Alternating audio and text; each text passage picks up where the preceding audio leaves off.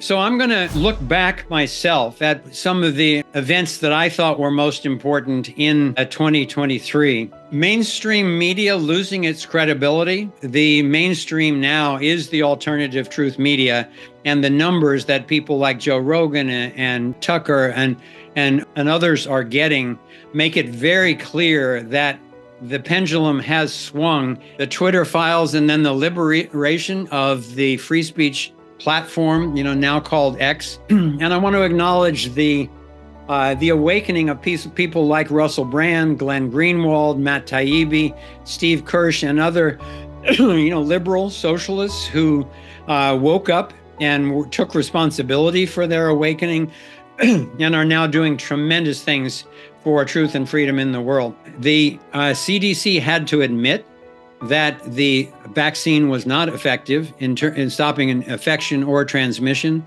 COP28 failed to get their one world government and taxation and so forth through the lies about climate change. Sam Bankman-Fried and the whole FTX thing got exposed. There's a lot more exposure that needs to come out, but at least it got started.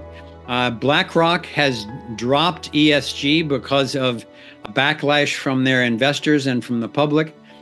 Companies like Disney, Bud Light, and Target lost billions due to their woke DEI and ESG strategies, and now they're dropping it as well. The entire U.S. hegemony of the global domination agenda is falling apart.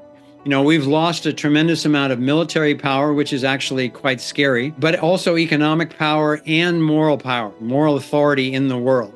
The other thing I would mention is the publication of my friend Nassim's paper. We previewed his unified field paper in Thrive 2, and he published it just a couple of months ago in preprint. It is completing Einstein's work. It's the holy grail of physics. It actually gives a perspective from which all of the so-called different forces can be seen as one, and the whole thing proves out mathematically. Its implications spiritually and technically are absolutely vast. The evidence is real that we live in a universe of infinite abundance if we can learn to access that infinite abundance harmoniously. Okay, that's my sense of looking back at 2023.